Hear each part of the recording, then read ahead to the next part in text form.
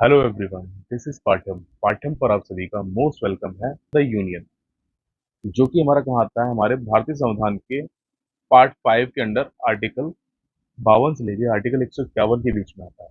ये बिना देरी के फटाफट से शुरू करते हैं, ठीक है। द यूनियन किस में आता है? ये हमारा पार्ट 5, पार्ट 5 के अंडर में आता है, हमारे भारतीय संविधान के पार्ट 5 के अंदर, ठीक है। और कौन कौन से आर्टिकल्स आते हैं इसमें? आर्टिकल 52 से लेकर आर्टिकल 151 के बीच में, ठीक है। अब समझने के लिए आप समझिए, द यूनियन तीन पिलर से मिलकर बना है हमारा। कौन कौन से पिलर हो जाएंगे ये? एक हो जाएगा एग्जीक्यूटिव, एक हो जाएगा लेजिस्लेचर, एक हो जाएगा जुडिशरी। मतलब एक हो जाएगा संघ की कार्यपालिका, एक हो जाएगा संघ की विधायिका, और एक हो जाएगा संघ की न्यायपालिका, ठीक है। अब संघ की विधायिका का क्या काम होता है? संघ की विधायिका वो है जो कि कानून बनाने का, विधि का निर्माण करने का काम करती है, ठीक है। कानून बनाने का काम संघ की विधायिका करती है, ठीक है। अब उस कानून को वर्किंग कंडीशन में कौन अप्लाई करता है? वो करता है हमारा कार्यकारी, ठीक है, एग्जीक्यूटिव। इसको एग्जीक्यूट करने का काम कौन करता है? हमारी एग्जीक्यूटिव संघ की कार्यपालिका करता है। विधि का निर्माण कौन कर रहा है? कानून कौन बना रहा है? वो लेजिस्लेचर बना रहा है, हमारी संघ की विधायिका बना रही है।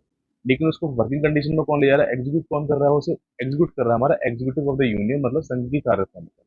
अब जुडिशरी का क्या काम आ जाता है इसमें? जुडिशरी का काम ऐसे आता है, वैसे समझिए इस चीज को। अगर कोई भी कानून बनाया गया और उसका दुरुपयोग किया जा रहा है उस कानून का, तो वहां पर आती है जुडिशरी, ठीक है। और जुडिशरी को बिल्कुल सेपरेट रखा गया है एग्जीक्यूटिव और लेजिस्लेचर से, ठीक है, ताकि इम्पैक्ट ना पड़े किसी प्रकार से जुडिशरी पर, ठीक है। तो जुडिशरी किसी भी कानून का दुरुपयोग किए जाने पर सजा का प्रावधान करती है, सजा देने का काम करती है, और केस वगैरह जुडिशरी में ही चलते हैं, और न्याय दिलाने का काम भी हमारा जुडिशरी ही करती है, ठीक है। आपने टर्म सुना होगा पार्लियामेंट, हमारा संसद।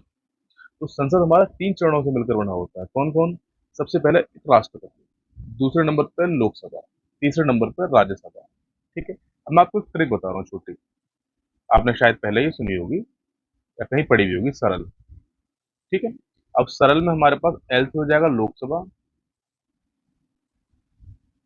ठीक है। रा से हो जाएगा Rajya Sabha,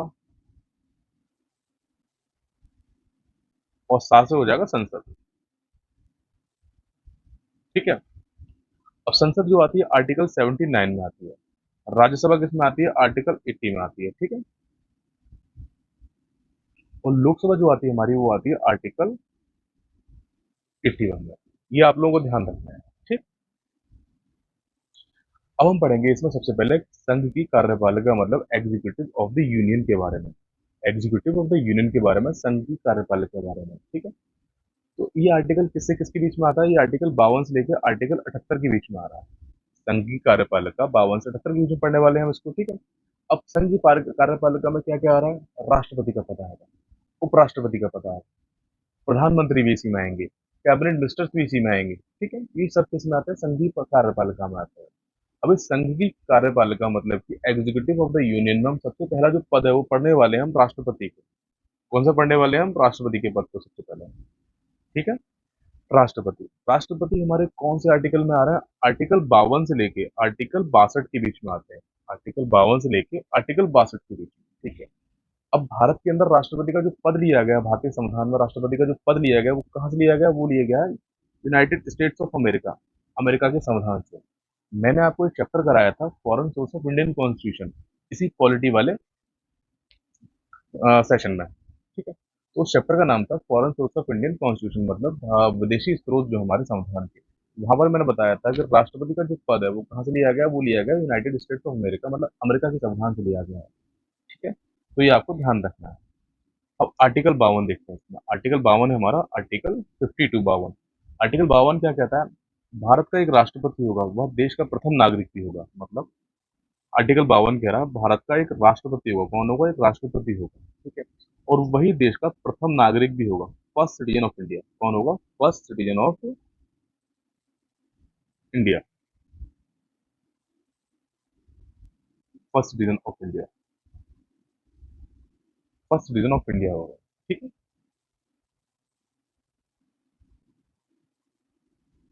first citizen of India होगा। अब आर्टिकल हमारा 53, आर्टिकल 53, अनुच्छेद 53 हमसे क्या बोल रहा है? अनुच्छेद 53 जो कह रहा है हमसे, संघ की कार्यपालिका की शक्ति जो होगी वो राष्ट्रपति में ही निहित होगी। मतलब कि संघ की जो कार्यपालिका एग्जीक्यूटिव ऑफ द यूनियन की जो पावर्स मिलेंगी वो मिलेंगी राष्ट्रपति से ही मिलेंगी। राष्ट्रपति के अंदर ही सारी शक्तियां इसमें निहित होंगी। मतलब पावर जो सोर्स होगा इसका संघ की कार्यपालिका का वो राष्ट्रपति ही होगा। ठीक है, हमारे देश का संविधान में, हमारे देश में और हमारे देश के संविधान में। ठीक है, अब हम देखने वाले हैं हमारा अनुच्छेद 54 के बारे में। अनुच्छेद 54 आर्टिकल 54। ठीक है, अनुच्छेद 54 आर्टिकल 54। आर्टिकल 54 क्या करा हमसे, राष्ट्रपति का निर्वाचन, इलेक्शन ऑफ द प्रेसिडेंट, मतलब कि राष्ट्रपति के निर्वाचन, इलेक्शन ऑफ द प्रेसिडेंट के बारे में हम बात कर रहे हैं। ठीक है, अब राष्ट्रपति का जो पद है वो कहाँ से लिया गया, यूनाइटेड स्टेट्स ऑफ अमेरिका से लिया गया, लेकिन इसका इलेक्शन जो लिया गया इलेक्शन वो भी यूनाइटेड स्टेट्स ऑफ अमेरिका, मतलब कि यूएसए के संविधान से ही लिया गया। ठीक है, अब राष्ट्रपति के अगर मान लो इलेक्शन हो रहे हैं तो उनमें कौन कौन वोट कर सकते हैं, क्या डायरेक्टली आम पब्लिक जाके, जैसे कि मैं हूँ, डायरेक्टली इलेक्शन में वोट कर सकता हूँ उनको? नहीं कर सकता। तो फिर कौन वोट कर सकता है ये आपको पता होना बहुत जरूरी है। हम जो चुनते हैं ना, अपने प्रधानमंत्री को चुन सकते हैं, हम अपने, अगर किसी राज्य में रह रहे हैं तो उस राज्य के मुख्यमंत्री को चुन सकते हैं। हम हमारे, अगर किसी नगर निगम शहर में रह रहे हैं तो हम वहाँ के अपने मेयर को चुन सकते हैं। अगर किसी ग्राम में रह रहे हैं, किसी गांव में रह रहे हैं तो वहाँ पर हम अपने प्रधान को चुन सकते हैं। और किसी, अगर हम नगर पंचायत में रह रहे हैं तो हम अपने चेयरमैन को चुन सकते हैं, वो भी मेंबर्स के माध्यम से। जैसे कि मुख्यमंत्री को हम डायरेक्टली नहीं चुनते। ठीक है, हम सिर्फ अपने एरिया के एमएलए को चुन रहे होते हैं। ठीक, इसी प्रकार से क्या हम अपने राष्ट्रपति को चुन सकते हैं? नहीं, ऐसा बिल्कुल नहीं है। ठीक है, तो राष्ट्रपति के चुनाव होते हैं और उनमें कौन लोग खड़े होते हैं वो हम देखेंगे आगे। लेकिन इसमें वोट कौन कर सकता है ये हम अभी देख ले रहे हैं। ठीक है, वोटिंग फॉर प्रेसिडेंट। ठीक है, इसमें जो जितने भी लोकसभा के सदस्य होते हैं, लोकसभा मतलब लोकसभा में जो एमपीज बन के जाते हैं, ठीक, सेंट्रल गवर्नमेंट में, या फिर राज्यसभा के जो निर्वाचित सदस्य हैं। हमारे दो हाउस बताए थे मैंने, एक लोकसभा बताया था, एक राज्यसभा बताया था अभी आपको। ठीक है, तो लोकसभा के जो मेंबर हैं या राज्यसभा के जो निर्वाचित सदस्य हैं जिनको चुना गया राज्यसभा के लिए, वो, और प्रत्येक राज्य की विधानसभाओं के निर्वाचित सदस्य हैं, मतलब जितने हमारे स्टेट हैं पूरे इंडिया के अंदर, पूरे भारतवर्ष के अंदर में, उनमें अलग अलग हमारे एमएलएस होंगे। एमएलएस होंगे मतलब कह सकते हैं उनको विधायक होंगे। वो सारे के सारे लोकसभा के सदस्य, राज्यसभा के सदस्य और सभी राज्यों की विधानसभाओं के जो सदस्य होंगे वो। और इसके अलावा elected member of Delhi and Pondicherry of legislative assembly, मतलब दिल्ली और पौंडीचेरी क्षेत्र के जो एमएलएज होंगे वो भी इसमें वोट कर सकते हैं। ठीक है, तो कौन कौन वोट कर सकता है इसमें? सिर्फ तीन चार लोग। कौन कौन से? एक तो लोकसभा के सदस्य जो होंगे, जो एमपीज होंगे, जो राज्यसभा के सदस्य होंगे वो भी एमपीज होते हैं, वो भी कर सकते हैं। ठीक है, मतलब लोकसभा राज्यसभा के एमपीज और राज्य की विधानसभाओं के एमएलएस। ठीक है, और दिल्ली और पुडुचेरी के भी एमएलएस ये वोट कर सकते हैं। ठीक है, कोई भी अगर किसी भी पर्सन को नॉमिनेट किया गया है, जैसे कि राष्ट्रपति ने किसी को नॉमिनेट कर दिया किसी पोस्ट के लिए, तो वो राष्ट्रपति के पद के लिए वोट नहीं कर सकता। ध्यान रखना, वोट नहीं कर सकता। तो आपको समझ में आया प्रेसिडेंट के पद के लिए कौन वोट कर सकता है? आपको क्लियर हुआ होगा ये। ठीक है, अब राष्ट्रपति का चुनाव इनडायरेक्ट विंडो के माध्यम से होता है। ठीक है, राष्ट्रपति का चुनाव किसमें होता है ये आपको याद रखना है बस। राष्ट्रपति का जो चुनाव है इनडायरेक्ट विंडो के माध्यम से होता है। इसको मैं मार्क कर दे रहा हूँ, स्टार कर दे रहा हूँ, ये आप ध्यान रखिएगा। डायरेक्टली आपसे क्वेश्चन पूछा जा सकता है कि राष्ट्रपति का जो चुनाव है वो किस तरह से होता है, इनडायरेक्ट या डायरेक्ट? तो इनडायरेक्ट विंडो की तरह होता है। ठीक है, अब हमारा आएगा अनुच्छेद 55, मतलब आर्टिकल 55, राष्ट्रपति के निर्वाचन की विधि जो है। मतलब कि हमने अभी देखा जो राष्ट्रपति का पद है वो कहाँ से लिया गया है, वो लिया गया भाई हमारा यूनाइटेड स्टेट्स ऑफ अमेरिका, मतलब अमेरिका के संविधान से। अब इसका निर्वाचन कहाँ से लिया गया? इसका निर्वाचन होगा, इलेक्शन भी हमने कहाँ से लिया? यूएसए से। लेकिन ये इसके निर्वाचन की विधि जो है, कि ये इलेक्शन जो है किस तरह से काम करेगा, किस तरह से इलेक्शन किया जाएगा, कैसे किसी राष्ट्रपति को उसके पद के लिए चुना जाएगा, तो ये कहाँ से लिया गया? ये लिया गया आयरलैंड के संविधान से। कहाँ से लिया गया? ये आयरलैंड के संविधान से लिया गया है। ये आपको ध्यान रखना है, बड़ा कंफ्यूजिंग पॉइंट है ये। ठीक है, क्या पॉइंट है? हमारे भारत के राष्ट्रपति का जो पद है कहाँ से लिया है? यूएसए से लिया गया है। कहाँ से? यूएसए, अमेरिका, याद रख लीजिए आप। उसका इलेक्शन है, वो इलेक्शन कहाँ से लिया गया? राष्ट्रपति को चुनाव होना ही होना है, ये कहाँ से लिया गया? ये भी यूएसए से लिया गया है। लेकिन जो प्रक्रिया है, राष्ट्रपति के चुनाव की जो प्रक्रिया है, राष्ट्रपति के पद के चुनाव की जो प्रक्रिया है, वो कहाँ से ली गई है? वो ली गई है आयरलैंड के संविधान से। ये आपको ध्यान रखना है, बहुत इंपोर्टेंट पॉइंट हो जाता है ये। ठीक है, और ये इनडायरेक्ट इलेक्शन सिस्टम कहलाता है हमारा, इनडायरेक्ट विंडो या इनडायरेक्ट इलेक्शन सिस्टम कहलाता है राष्ट्रपति का चुनाव हमारे देश में। ठीक है, तो ये ध्यान रखना है आपको। अब आर्टिकल 56 के बारे में बात कर रहे हैं। आर्टिकल 56 क्या बताता है? हमें टेन्योर के बारे में बता रहा है। राष्ट्रपति के जो पद की हमारे पास टेन्योर होता है, कितने समय तक राष्ट्रपति पद पर रह सकता है, तो उसके बारे में बताया गया है। ठीक है, तो 5 साल की अवधि तक, मतलब कि हर 5 साल में राष्ट्रपति को चुनाव होना ही होना है, ठीक है। तो ध्यान रखना है आप लोगों को। अब सबसे लंबा टाइम पीरियड जो किसी राष्ट्रपति ने गुजारा है अब तक हमारे देश में, उनका नाम है, हमारे सबसे पहले राष्ट्रपति थे डॉक्टर राजेंद्र प्रसाद जी। किसने? डॉक्टर राजेंद्र प्रसाद जी ने, और यही हमारे देश के पहले राष्ट्रपति भी थे, ठीक है। अब आर्टिकल 56 की बात कर रहे हैं हम। आर्टिकल 56 क्या बोल रहा है कि प्रोविजन ऑफ द री इलेक्शन ऑफ द प्रेसिडेंट, मतलब कि राष्ट्रपति के पद पर दोबारा से री इलेक्शन के लिए बताया गया है। मतलब भारत में कोई भी व्यक्ति जो राष्ट्रपति के पद की अर्हता रखता है वो कितनी बार भी राष्ट्रपति के पद पर रह सकता है। इसको और सरल भाषा में, आसान भाषा में समझिए कि अगर कोई राष्ट्रपति के पद पर इलेक्शन हो रहा है, एक बंदा रह लिया राष्ट्रपति, जैसे कि मान लीजिए डॉक्टर राजेंद्र प्रसाद एक बार राष्ट्रपति रह लिए, क्या वो दोबारा चुनाव लड़ सकते थे? बिल्कुल लड़ सकते थे।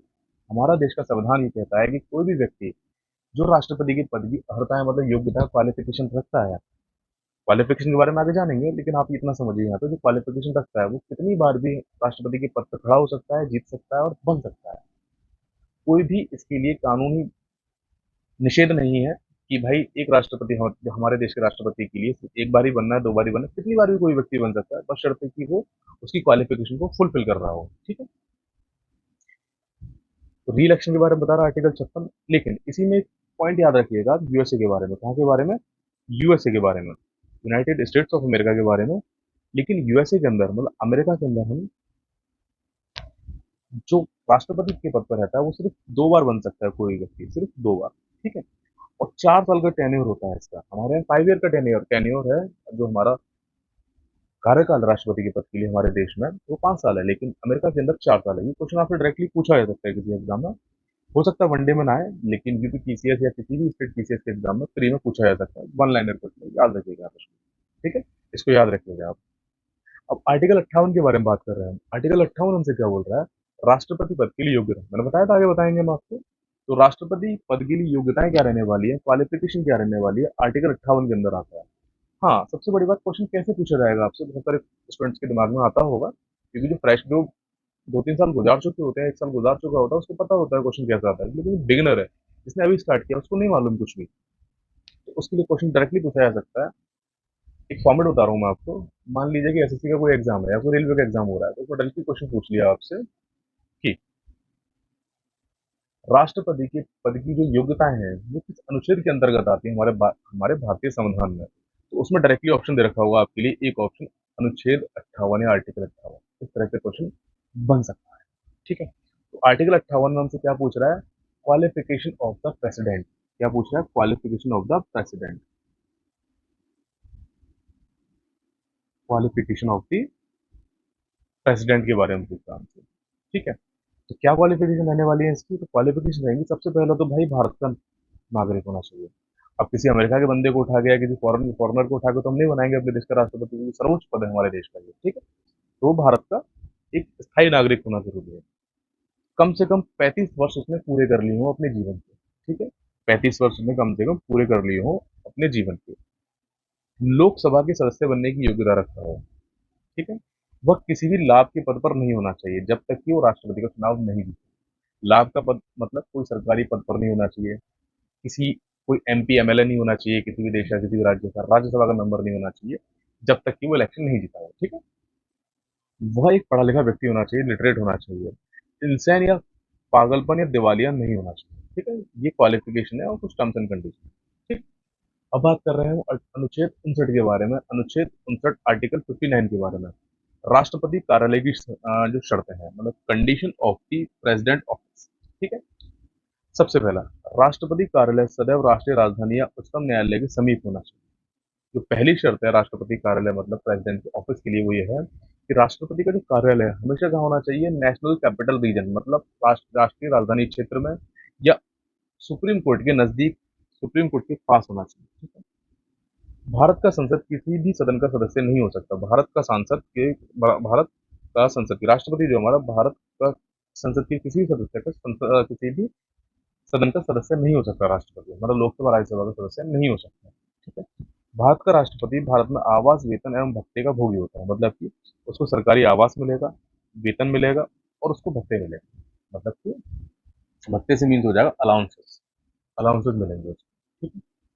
अब राष्ट्रपति के वेतन एवं भत्ते में कभी भी कटौती नहीं की जा सकती। इसमें एक पॉइंट है आगे, जब तक कि राष्ट्रपति अपने पद पर है तब तक उनके वेतन एवं भत्ते मतलब सैलरी एंड अलाउंसेस में सैलरी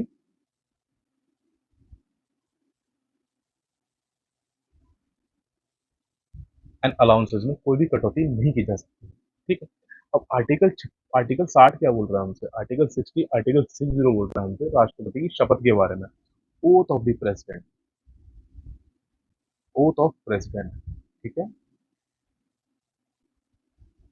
मतलब कि हमारे देश के राष्ट्रपति को शपथ कौन दिलवाता है, तो उसमें सबसे पहला नाम जो आएगा वो आएगा हमारे देश के सीजीआई, मतलब chief justice of India, supreme court के मुख्य न्यायाधीश जो होंगे वही शपथ दिलाएंगे हमारे देश के राष्ट्रपति को इलेक्शन जीतने के बाद।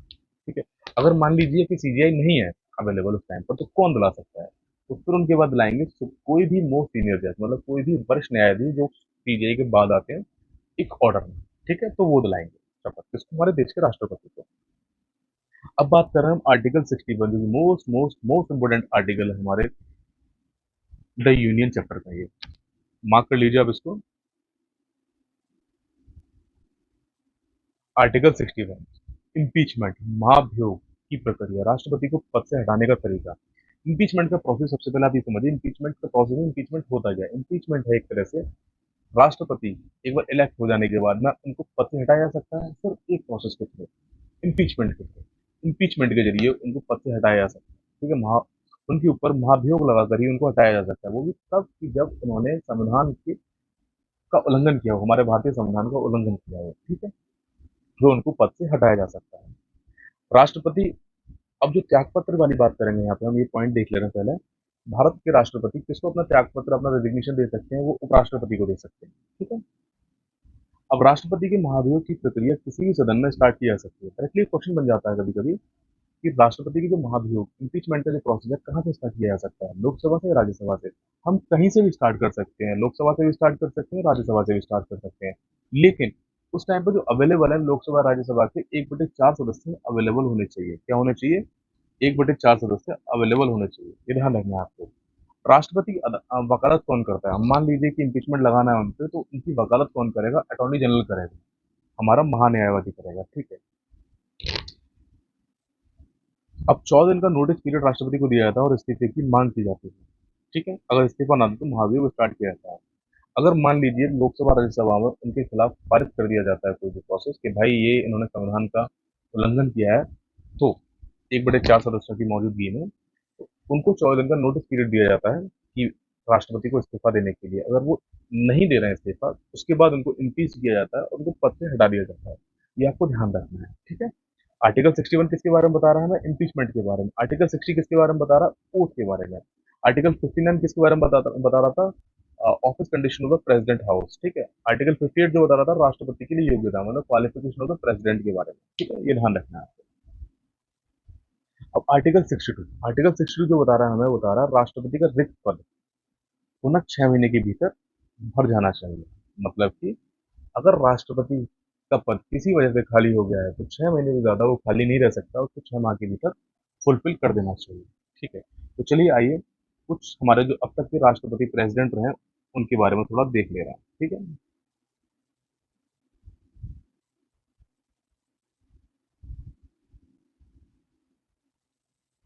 ठीक।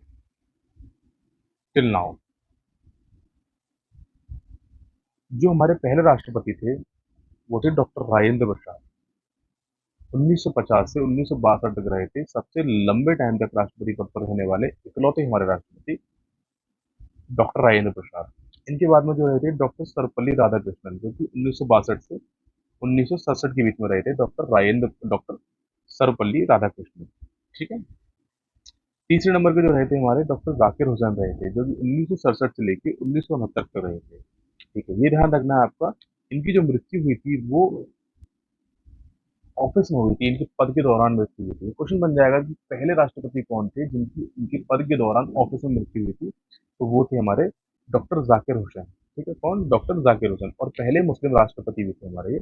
यही पूछा जा सकता है कि हमारे देश के पहले मुस्लिम राष्ट्रपति कौन थे। अब्दुल कलाम नहीं थे, अब्दुल कलाम नहीं है, वो है डॉक्टर जाकिर हुसैन। तो कौन, डॉक्टर जाकिर हुसैन। अगले हमारे राष्ट्रपति जो है वो है वीवी गिरी, बरहागिरी वेंकट गिरी। इनको वीवी गिरी बोलते हैं, इनका पूरा नाम है बरहागिरी वेंकट गिरी। ठीक है। जो कि 1969 से 1969 के बीच में रहे थे, मतलब 3 मई 1969 से 20 जुलाई 1969। फर्स्ट टेन्योर इनका एक्टिंग प्रेसिडेंट रहे थे, क्योंकि इनकी डेथ हो गई थी। किसकी डेथ हो गई थी उस टाइम पे? डॉक्टर जाकिर हुसैन की। तो इनकी जगह पर ही एक्टिंग प्रेसिडेंट रहे थे। ठीक है, इसके बाद में हमारे पांचवें रहे थे जस्टिस एम हिदायतुल्लाह, जो कि 1969 से 1969 के बीच में रहे थे। ये भी एज एक्टिंग प्रेसिडेंट रहे थे, हमारे एक्टिंग प्रेसिडेंट। हमारे अगले प्रेसिडेंट हो जाएंगे वीवी गिरी, वराहगिरी वेंकट गिरी, जो कि 1969 से 1974 के बीच में रहे थे। इनका जो सेकंड टेन्योर था, इस टाइम पर इलेक्ट हुए थे। इस टाइम पर ये रहे थे सन 1969 में एज एक्टिंग प्रेसिडेंट। इनके बाद जो रहे थे हमारे जस्टिस एम हिदायतुल्लाह रहे थे। इसके बाद में जब इलेक्शन हुआ था उस टाइम पर जीत कर रहे थे, विन होकर रहे थे। ठीक है। सातवें नंबर के हमारे प्रेसिडेंट थे डॉक्टर फखरुद्दीन अली अहमद, जो कि 1974 से 1977 के बीच में रहे थे। ठीक है। इनकी मृत्यु भी ऑफिस में हुई थी इनकी पोस्ट के दौरान, ये ध्यान रखना है आपको। हमारे जो प्रेसिडेंट थे ये, जिनकी मृत्यु इनकी पोस्ट के दौरान हुई थी। ठीक है।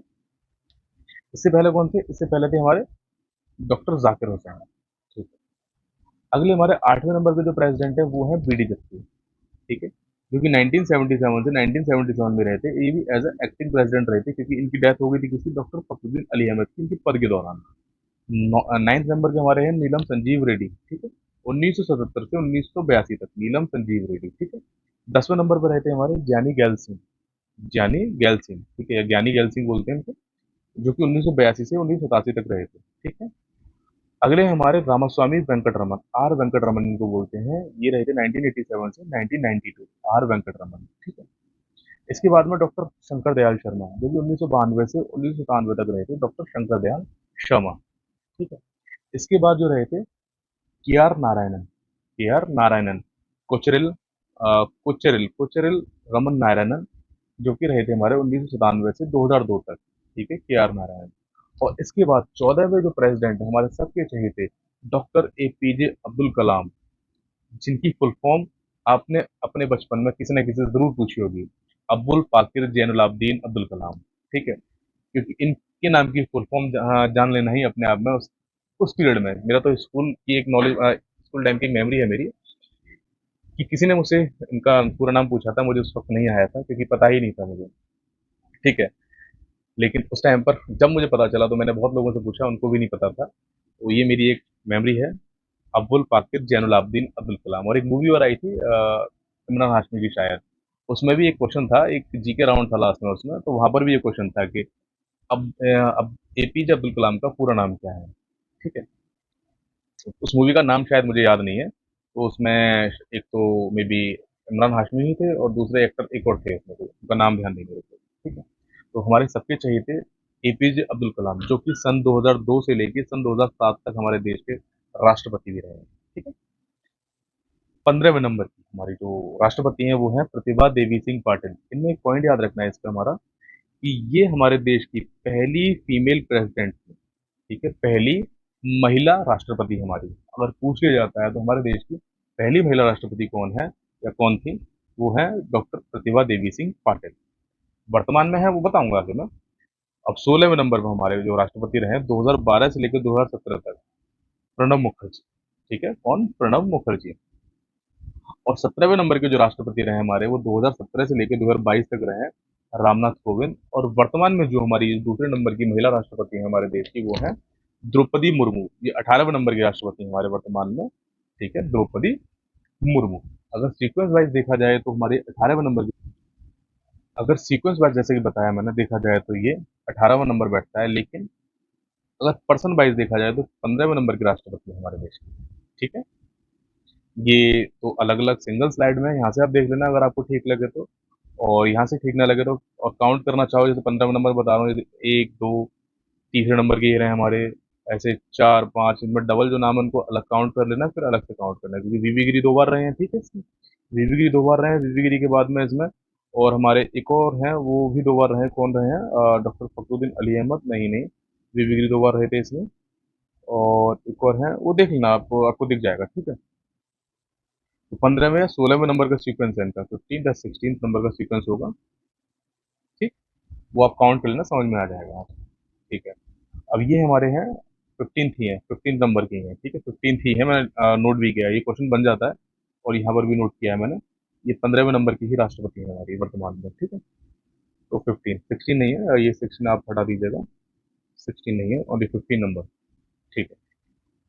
तो ये तो अलग अलग स्लाइड में है, स्लाइड के अलावा फिर यहाँ पे कंप्लीट स्लाइड में दे रखा है मैंने डॉक्टर राजेंद्र प्रसाद, सर्वपल्ली राधाकृष्णन, जाकिर हुसैन, और आप देख लेना अपने अकॉर्डिंग, ठीक है। अगला जो हमारे राष्ट्रपति का पद है, उसकी शक्तियों के बारे में बात कर लेते हैं थोड़ा सा, ठीक है। अब 4 प्रकार की शक्तियाँ हैं हमारे राष्ट्रपति के पास, कौन-कौन सी? एग्ज़ीक्यूटिव पावर, कार्यकारी शक्तियाँ, लेजिस्लेटिव पावर, विधायी शक्तियाँ, जुडिशियल पावर मतलब न्यायिक शक्तियाँ, और इमरजेंसी पावर मतलब आपातकालीन शक्तियाँ। सबसे पहले हम देखेंगे हमारे राष्ट्रपति के पास एग्जीक्यूटिव पावर्स, ठीक है।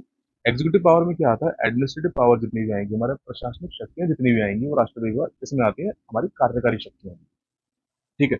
कार्यपालिका का प्रशासन, जो हमारी कार्यपालिका है उसका प्रशासन चलाया जाएगा राष्ट्रपति के नाम से ही चलाया जाएगा। किसके नाम से? राष्ट्रपति के नाम से चलाया जाएगा। और संघ की कार्यपालिका की सभी शक्तियां राष्ट्रपति में ही निहित होती हैं। संघ की कार्यपालिका की जितनी शक्तियां हैं वो राष्ट्रपति में ही निहित होती हैं, ठीक है। अब ये देखिए आप, भारत का राष्ट्रपति निम्न पदाधिकारियों की नियुक्ति करता है, मतलब निम्न ऑफिशियल्स की नियुक्ति करता है। कौन कौन है हमारे देश का? चाहे वो राष्ट्रपति हो, काउंसिल ऑफ मिनिस्टर्स हो, on the advice of prime minister, council of minister की जो अपॉइंटमेंट कराएंगे वो राष्ट्रपति जो कराएंगे वो प्राइम मिनिस्टर की एडवाइस पर कराएंगे, ठीक है। गवर्नर्स ऑफ द स्टेट्स, जजेस of supreme court and high court, attorney general, solicitor general, the controller and the auditor general of India, जिसको CAG कैग भी कह देते हैं, ठीक है। इनकी भी नियुक्ति कौन करता है? राष्ट्रपति ही करते हैं। Chairman of the UPSC, union public service commission, ठीक है। Chief election commissioner of India, election commission of India and its members, chairman of finance commission, cabinet secretary of India, chairman of the official language of commission, chairman of SC/ST and commission, chairman of the minority commission and Indian ambassador, और 17 head of the military forces of India. इन सभी की नियुक्ति कौन करता है? राष्ट्रपति करता है, ठीक है। अब वर्तमान में आप कमेंट सेक्शन में लिखिएगा कि सारे जो मैंने पोस्ट बताए इसमें वर्तमान में कौन इलेक्टेड है हमसे, किसके पास ये कौन सी पोस्ट है, ठीक। अगर आप कहेंगे आप इसको कमेंट सेक्शन बताइएगा, अगर आप सही बताते हो ठीक है, अगर आपको लगता है कि आपको जानने की जरूरत है तो मैं आपको एक सेपरेट क्लास में ये सारी चीजें बता दूंगा, ठीक है। शॉर्ट वीडियो के माध्यम से या फिर एक पर्टिकुलर क्लास ले लेंगे इसके लिए अपॉइंटमेंट के नाम से। अब दूसरी जो शक्तियां हैं हमारी एग्जीक्यूटिव में, वो है मिलिट्री पावर्स, राष्ट्रपति की सैन्य शक्तियों के बारे में। राष्ट्रपति ही हमारे देश का सर्वोच्च अध्यक्ष होता है, हमारी तीनों सेनाओं का सर्वोच्च कमांडर होता है हमारी तीनों सेनाओं का, ठीक है। भारत का राष्ट्रपति ही आर्टिकल 53(2) के अकॉर्डिंग भारत की सभी सैन्य बलों का अध्यक्ष होता है, ठीक है। राष्ट्रपति की अनुमति के बिना सैन्य बल कोई भी कार्यवाही नहीं कर सकता, ठीक है। राष्ट्रपति की अनुमति के बिना कोई भी कार्यवाही नहीं की जा सकती है किसी भी सैन्य बल के द्वारा। और तीनों सेनाओं का अध्यक्ष होता है, तीनों सेनाओं का कमांडर इन चीफ होता है, ठीक। राष्ट्रपति कौन? हमारे देश के जो प्रेसिडेंट होते हैं वो। मिलिट्री फोर्सेस, पैरामिलिट्री फोर्सेस, ठीक है। इसके बाद में हमारी जो अगली पावर्स हैं वो आएंगी लेजिस्लेटिव पावर्स, मतलब विधायी शक्तियां। विधायी शक्तियां लेजिस्लेटिव पावर्स के बारे में। अब लेजिस्लेटिव पावर्स के बारे में पहला आर्टिकल 79। आर्टिकल 79 या अनुच्छेद 79, इस आर्टिकल के तहत भारत की संसद जो हमारी राष्ट्रपति, लोकसभा तथा राज्यसभा से मिलकर बनी होती है, जिसका अध्यक्ष कौन होता है? वो होता है राष्ट्रपति, ठीक है। हमारे देश की संसद किससे मिलकर बनी है? मैंने स्टार्टिंग में बताया था क्लास के आपके, राष्ट्रपति, लोकसभा, राज्यसभा से मिलकर बनी होती है, ठीक है। आर्टिकल 85, आर्टिकल 85 क्या कह रहा है हमसे? आर्टिकल 85 के तहत राष्ट्रपति संसद के दोनों सदनों को सेशन के लिए बुला सकता है। सत्र का मतलब है सेशन, सेशन के लिए बुला सकता है, ठीक है। तहत राष्ट्रपति दोनों सदनों को, मतलब लोकसभा एंड राज्यसभा दोनों सदनों को सेशन के लिए बुला सकता है, ठीक है। अब 3 प्रकार के सेशन चलते हैं हमारे, और 2 सत्रों के बीच में, ये देख लीजिए पहले आप, दोनों सत्रों के बीच में जो सेशन होंगे 6 माह से अधिक का समय नहीं होना चाहिए, ठीक है। 6 माह से ज्यादा का समय नहीं लगना चाहिए, तब तक सेशन बुला लेना चाहिए। राष्ट्रपति लोकसभा को भंग भी कर सकते हैं, ये ध्यान रखना है आपको। राष्ट्रपति किसको? लोकसभा को, सिर्फ लोकसभा को डिसॉल्व कर सकते हैं, राज्यसभा को डिसॉल्व नहीं किया जा सकता, वो नॉन डिसॉल्वेबल है। डिसॉल्व सिर्फ किसको कर सकते हैं? लोकसभा को। अब 3 सेशन चलते हैं हमारे पार्लियामेंट में। सबसे पहला मानसून सेशन होता है, फिर विंटर सेशन आता है। कौन कौन से? पहला मानसून सेशन, ठीक है, फिर विंटर सेशन, और लास्ट में आता है बजट सेशन, ठीक है। अब आर्टिकल 86, कौन सा? आर्टिकल 86। इस आर्टिकल के तहत, और आपको पता होगा जो हमारी जितनी भी काउंटिंग होती है ना, वो अप्रैल से लेकर मार्च के बीच में होती है, तो ये ध्यान रखना है आपको, ठीक। आर्टिकल 86, इस आर्टिकल के तहत नई सरकार का प्रथम सत्र ठीक है, ये देखिए मैंने लिखा भी है यहाँ पे।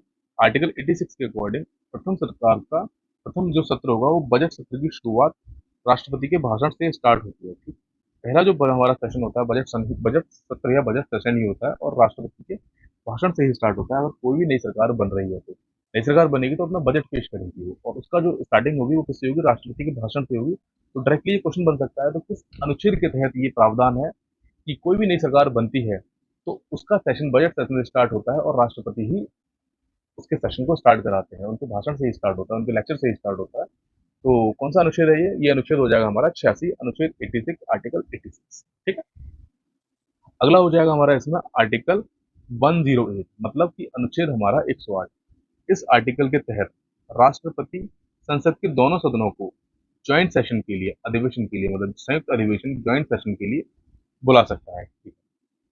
अब ये बुला कर सकता है, इसके लिए भी कंडीशन है। अब कंडीशन कौन सी है, अगर कोई बिल पार्लियामेंट ने पास किया है, ठीक है, और वो बिल डेडलॉक कंडीशन में फंस गया है। डेडलॉक कंडीशन का मतलब क्या है कि टाई कंडीशन हो गई है, लोकसभा और राज्यसभा के बराबर मेंबर्स ने उसको टाई कंडीशन में फंसा दिया, डेडलॉक कंडीशन में आ गया, तो उस कंडीशन में राष्ट्रपति दोनों सदनों के ज्वाइंट सेशन को आह्वान कर सकते हैं, बुला सकते हैं। ठीक है, और इस सेशन की जो अध्यक्षता करेगा वो कौन करेगा, वो करेगा स्पीकर ऑफ लोकसभा। कौन करेगा, स्पीकर ऑफ लोकसभा।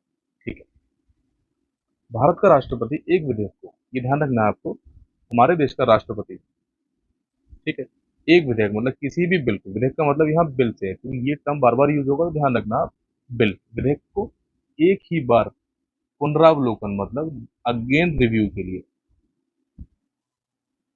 लिए वापस भेज सकता है, सिर्फ मनी बिल को छोड़कर। ठीक है, मनी बिल को छोड़कर एक बार के लिए ही भेज सकता है, सिर्फ अगेन रिव्यू के लिए, री रिव्यू के लिए। ठीक है, अब हमारे प्रेसिडेंट की कुछ पावर्स होती है। कौन सी, एक तो वीटो, एब्सोल्यूट वीटो, जिसमें कि वीटो पावर, कुछ वीटो पावर्स होती है, एब्सोल्यूट वीटो, सस्पेंसरी वीटो या पॉकेट वीटो। अब एब्सोल्यूट वीटो पावर क्या होती है हमारी, मतलब कि आत्यंतिक वीटो बोलते हैं। इस वीटो के तहत भारत का राष्ट्रपति बिल विधेयक के लिए अनुमति नहीं देता है, बिल विधेयक के लिए अनुमति नहीं देगा, मतलब कि वो परमिशन नहीं देगा इस बिल के लिए। ठीक है, 1954 में डॉक्टर राजेंद्र प्रसाद ने जो किया था, पेप्टू बिल में ये कंडीशन थी। ठीक है, अगला हो जाएगा हमारा सस्पेंसरी वीटो। सस्पेंसरी वीटो हो जाएगा हमारा, राष्ट्रपति विधेयक को पुनर्विचार विचार के लिए संसद को वापस भेज सकता है। यदि संसद साधारण बहुमत से विधेयक को पुनः पारित करती है, संशोधन सहित या बिना संशोधनों के, तो राष्ट्रपति इसे मंजूरी देने के लिए बाध्य होंगे। अब सस्पेंशन वीटो का मतलब क्या है कि सस्पेंशन वीटो पावर का इस्तेमाल करके राष्ट्रपति किसी भी बिल, मनी बिल को छोड़कर किसी भी बिल को पुनः विचार के लिए, मतलब री रिव्यू के लिए संसद को दोबारा भेज सकता है, और संसद उसमें चाहे तो कुछ करेक्शन कर सकती है, ठीक है, संशोधन कर सकती है, और ना भी करे तो भी कोई दिक्कत नहीं है। अगर वो दोबारा से राष्ट्रपति के पास भेजते हैं मनी बिल को छोड़कर, तो राष्ट्रपति को उसको अप्रूव करना ही होगा सस्पेंशन वीटो के थ्रू। ठीक है, एब्सोल्यूट वीटो के थ्रू वो राष्ट्रपति, भारत का राष्ट्रपति जो है हमारे, किसी भी विधेयक के लिए अनुमति ना दें तो उनकी मर्जी वाली बात है, वो वही नहीं देना चाह रहे तो नहीं देंगे। डॉक्टर राजेंद्र प्रसाद ने पेप्सू बिल में किया था, ये मैं बता चुका हूँ आपको। ठीक है, यह नियम मनी बिल पर लागू नहीं होता है, यहाँ मैंने नोट करके लिखा भी ये पॉइंट, ये ध्यान रखना, मनी बिल पर ये लागू नहीं होता ये वाला नियम। अगला आ जाएगा इसमें पॉकेट वीटो की बात करेंगे। किसकी बात करेंगे हम, पॉकेट वीटो की बात करेंगे। राष्ट्रपति अनिश्चित काल के लिए, मान लिया कि राष्ट्रपति प्रेसिडेंट का मन नहीं है या फिर उन्हें संसद में किसी बिल की मंशा हो गई है कि भाई ये बिल सही नहीं है और उसको मुझे ना तो रिव्यू के लिए भेजना है और ना ही इसे मुझे रोकना है, ठीक है, और ना ही इसके लिए मना करना है, तो क्या करेंगे, वो पॉकेट वीटो की पावर का अपना इस्तेमाल करके उस बिल को, जब तक वो उस पद पर है तो अनिश्चित काल के लिए उस बिल को अपने पास रख लेंगे और उसका आंसर ना दें, उनके हक में रहता है। ठीक है, उनकी मर्जी नहीं देना चाह रहा है तो, और ऐसे ही इस पावर का इस्तेमाल पॉकेट वीटो का इंडियन पोस्ट ऑफिस बिल के लिए सरदार ज्ञानी जैल सिंह ने किया। किसने किया था, सरदार ज्ञानी जैल सिंह ने किया था। ठीक है, और राष्ट्रपति द्वारा ये अगर एक बार पॉकेट वीटो की पावर इस्तेमाल कर ली जाती है तो इसकी कोई पर्टिकुलर टाइम लिमिट तो है नहीं कि भाई इतने टाइम तक ये पॉकेट कर सकते हैं इस बिल को, तो इसलिए ये बिल खुद ही रिजेक्ट हो जाता है। ठीक है, ध्यान रखना आप लोगों को। अगला है इसमें judicial power of the president, president की जुडिशियल पावर के बारे में। ठीक है, अब जुडिशियल पावर कौन कौन सी हमारी, सुप्रीम कोर्ट और हाई कोर्ट के सभी न्यायाधीशों की नियुक्ति। ठीक है, सुप्रीम कोर्ट और हाई कोर्ट के सभी न्यायाधीशों मतलब जजेस की नियुक्ति। ठीक है, article 72 most important article 72 most important article, मृत्यु को अगर किसी को मृत्यु की सजा हुई है उसको डेथ की सजा हुई है या उसको मौत की सजा हुई है, ठीक है, तो उसको माफ करने की जो पावर है वो आर्टिकल 72 के अंदर ही आती है, समाधान की शक्ति इसी के अंदर आती है, मतलब ठीक है। अब अगली है हमारा ordinance power of the president. क्या? Ordinance power of the president. अब मुख्य विशेषता और कार्यप्रणाली क्या है ऑर्डिनेंस पावर की? आर्टिकल क्या है हमारा? आर्टिकल हो जाएगा 123। आर्टिकल 123 हमारा ऑर्डिनेंस पावर आती है प्रेसिडेंट की। राष्ट्रपति की अध्यादेश पारित करने की शक्ति एक असाधारण कार्यकारी अधिकार है जो उन्हें संसद के सत्र में ना होने पर तत्काल अस्थायी कानून बनाने की अनुमति देता है। अगर संसद, इसका मतलब है अगर संसद वर्किंग कंडीशन में नहीं है, सत्र नहीं चल रहे हैं और किसी कानून की इमीडिएट जरूरत पड़ रही है, तो राष्ट्रपति ऑर्डिनेंस पास करके तुरंत कानून बना सकते हैं और ये कानून उतना ही प्रभावी होगा जितना कि संसद के द्वारा बनाया गया कोई भी कानून होता है। ठीक है, समझ में आया? दोबारा बताता हूँ। अगर कोई कानून बनाने की जरूरत पड़ रही है और संसद उस टाइम पर रनिंग कंडीशन में नहीं है, कोई भी सेशन नहीं चल रहा है, तो राष्ट्रपति ऑर्डिनेंस पास करके वो कानून बना सकते हैं और उस कानून की पावर उतनी ही होगी जितनी कि संसद द्वारा बनाए गए किसी कानून की होती है, बशर्ते कि उस कानून की एक्चुअल में आवश्यकता होनी चाहिए। ठीक है, वो क्यों? आगे देखते हैं। संवैधानिक अधिकार है। भारत में यह शक्ति भारतीय संविधान के अनुच्छेद 123 के द्वारा राष्ट्रपति को मिलती है। ठीक है, इसका उपयोग कब किया जा सकता है? इसका उपयोग केवल तभी किया जा सकता है जब संसद के दोनों सदन मतलब या कम से कम एक सदन सत्र में ना हो। ठीक है, यह विवेकाधीन शक्ति नहीं है। राष्ट्रपति स्वयं अध्यादेश जारी नहीं कर सकते, उन्हें प्रधानमंत्री के नेतृत्व में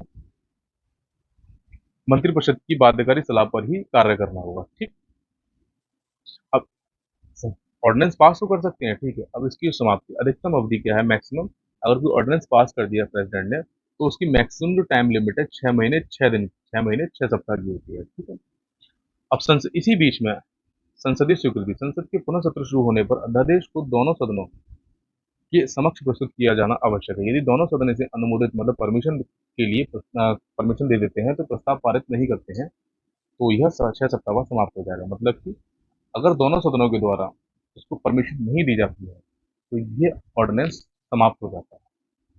ठीक है, वापसी, राष्ट्रपति किसी भी समय ऑर्डिनेंस वापस लेने या रद्द करने का विकल्प चुन सकते हैं। अगर राष्ट्रपति चाहें तो ऑर्डिनेंस को तुरंत वापस भी ले सकते हैं किसी भी समय, ठीक है, या उसको रद्द करने का चुन सकते हैं। दोबारा समझिए इस चीज को।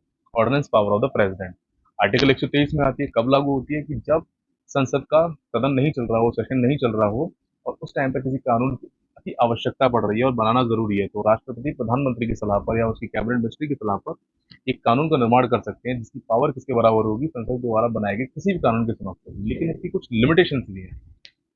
थोड़ा जल्दी बोल गया ना, जरूरी था। अब इसकी लिमिटेशन क्या है? वो लिमिटेशन ये है कि जैसे ही संसद का जो सेशन सत्र है स्टार्ट हो जाएगा तो वहां पर इस ऑर्डिनेंस को संसद के समक्ष पेश करना होगा। अगर दोनों सदन इसकी मंजूरी दे देते हैं तो कानून बना रहेगा, अन्यथा इसको रद्द कर दिया जाएगा। ठीक है, और प्रेसिडेंट खुद भी चाहे तो ऑर्डिनेंस, अब जो उन्होंने ऑर्डिनेंस पास किया उसको कभी भी वापस ले सकते हैं और उसको कैंसिल कर सकते हैं। ठीक है, सीमाएं इसकी वित्तीय वर्ष, राष्ट्रपति केवल उन्हीं विषयों पर अब इनकी जो लिमिटेशंस हैं वो लिमिटेशंस है, राष्ट्रपति उन्हीं विषयों पर अध्यादेश जारी कर सकते हैं जिन पर संसद को कानून बनाने का अधिकार है। मतलब अगर किसी टॉपिक पर संसद को अधिकार नहीं है कानून बनाने का तो वो कानून नहीं बना सकते राष्ट्रपति। ठीक है, एग्जाम्पल के तौर पर हम बात कर रहे हैं हमारे मूल संविधान की। अगर मूल संविधान को चेंज करना हो, हमारे कॉन्स्टिट्यूशन को प्रस्तावना में जो बेसिक स्ट्रक्चर अगर चेंज करना हो तो पार्लियामेंट के पास भी अधिकार नहीं है कि वो basic of basic of preamble को चेंज कर पाए। ठीक है, संसद के पास भी अधिकार नहीं है, तो इस पर कानून ये भी नहीं बना सकते राष्ट्रपति, उनको भी अधिकार नहीं होगा। समझ में आया आपको ये बात? बिल्कुल, उम्मीद करता हूँ समझ में आया होगा। ठीक है, नहीं आया हो तो कमेंट सेक्शन में बताना, मैं और थोड़ा सा ब्रीफ में बता दूंगा आपको कमेंट के माध्यम से। ऑब्वियसली क्लास को नहीं लूंगा दूसरी। मौलिक अधिकार, किसी अध्यादेश का उपयोग संविधान में संशोधन करने या किसी नागरिक के मौलिक अधिकारों को कम करने के लिए नहीं किया जा सकता। मतलब जो हमारे फंडामेंटल राइट हैं, हमारे मौलिक अधिकार है, उनकी इफेक्टिवनेस है उसको कम करने के लिए ऑर्डिनेंस पास कभी नहीं किया जा सकता। ठीक है, अब संविधान में संशोधन करने के लिए भी ऑर्डिनेंस को पास नहीं किया जा सकता। ठीक है, ओके। न्यायिक समीक्षा, न्यायिक समीक्षा हो जाएगा राष्ट्रपति की इस बात की संतुष्टि की आपातकालीन परिस्थितियों में मौजूद है, इस पर भी सवाल उठाया जा सकता है। आर्थिक ऊपर बनाम भारत संघ 1970 जैसे मामलों में सर्वोच्च न्यायालय ने यह स्थापित किया कि यदि कोई अध्यादेश संसदीय बहस को जानबूझकर दरकिनार करने के इरादे से दुर्भावनापूर्ण ढंग से जारी किया जाता है तो इस शक्ति की न्यायिक समीक्षा की जा सकती है। मतलब कि अगर अपने फायदे के लिए ऑर्डिनेंस पास किया जा रहा है तो उसकी जुडिशियल रिव्यू किया जा सकता है उसका। आप सिंपल वर्ड में ये समझ लीजिए, अगर कोई भी हमारे देश का राष्ट्रपति पद तक पहुंच जाता है कोई व्यक्ति और अपने फायदे के लिए कोई ऑर्डिनेंस स्थापित करता है, ऑर्डिनेंस पास करता है और वो सही नहीं है तो उसकी न्यायिक समीक्षा की जा सकती है। ठीक।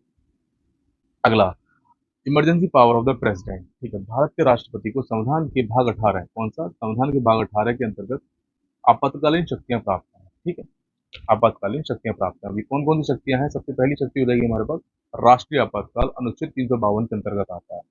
राष्ट्रीय आपातकाल अनुच्छेद 352 के अंतर्गत आ रहा है, जिसमें कि हमारे पास भारत या उसके किसी भी भूभाग की सुरक्षा को युद्ध, भारी आक्रमण या सशस्त्र विद्रोह से खतरा होने पर इसे घोषित किया जा सकता है। ठीक है, इन खतरों के आसन खतरे की स्थिति में इसे पूर्व निर्धारित रूप से भी घोषित किया जा सकता है। मतलब कि कोई भारी आक्रमण है, कोई इंटरनल डिस्बैलेंस हो रहा है, तो उस केस में भी हम क्या लगा सकते हैं? आर्टिकल 352 के तहत राष्ट्रीय आपातकाल लगा सकते हैं। ठीक है, इसके प्रभाव क्या पड़ते हैं? संघीय संरचना में परिवर्तन होकर या एकात्मक संरचना में परिवर्तन हो जाती है। केंद्र सरकार को राज्य सरकारों में इसका जो प्रभाव पड़ेगा वो ये प्रभाव पड़ेगा केंद्र सरकार को राज्यों पर कार्यकारी नियंत्रण, मतलब जो एग्जीक्यूटिव कंट्रोल है वो मिल जाएगा।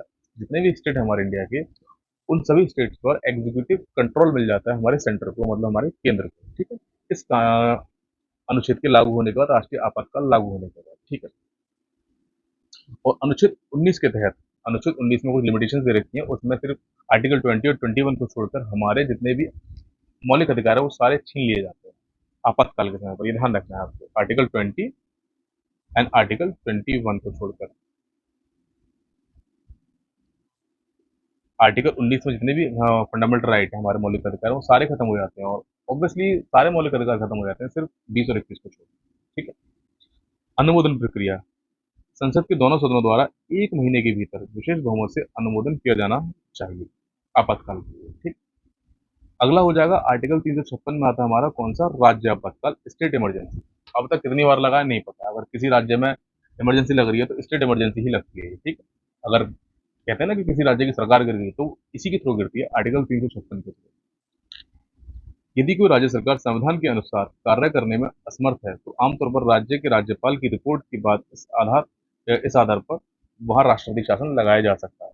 ठीक है, इसका प्रभाव क्या पड़ेगा? उस राज्य की सरकार जो सीधे डायरेक्टली राष्ट्रपति के अधीन आ जाएगी, वहां राष्ट्रपति शासन लगेगा। ठीक है, और राज्य की विधानसभा को वहां भंग या निलंबित किया जा सकता है, और संसद संसद राज्य की कानून निर्माण प्रक्रिया को अपने हाथ में ले ले। ठीक है, अनुमोदन प्रक्रिया, संसद के दोनों सदनों द्वारा 2 महीने के भीतर साधारण बहुमत से इसे अनुमोदित किया जाना आवश्यक है। इसे अधिकतम 3 वर्षों के लिए बढ़ाया जा सकता है। मतलब इस राष्ट्रीय आपातकाल या राज्य आपातकाल को 3 साल के लिए लगाया जा सकता है। ठीक है, लेकिन प्रत्येक 6 महीने में इसे संसद से अनुमोदन या संसद से परमिशन लेनी होगी, ये ध्यान रखना है। तीसरा हो जाएगा वित्तीय आपातकाल, मतलब वित्तीय आपातकाल, फाइनेंशियल इमरजेंसी, जो कि अभी तक हमारे देश में कभी नहीं लगी है, तो वित्तीय आपातकाल। ठीक है, वित्तीय आपातकाल हमारे देश में आज तक नहीं लगा है। अगला हो जाएगा इसमें आर्टिकल 143। इस अनुच्छेद के तहत भारत का राष्ट्रपति किसी भी विधेयक पर भारत के मुख्य न्यायाधीश की सलाह ले सकता है। मतलब आर्टिकल 143 हमसे क्या बोल रहा है कि राष्ट्रपति को अगर किसी एडवाइस की जरूरत पड़ रही है, किसी सलाह की जरूरत पड़ रही है किसी मामले को लेकर, तो हमारे राष्ट्र उच्चतम न्यायालय, हमारे देश के उच्चतम न्यायालय सुप्रीम कोर्ट के मुख्य न्यायाधीश मतलब चीफ जस्टिस ऑफ इंडिया से सलाह ले सकते हैं।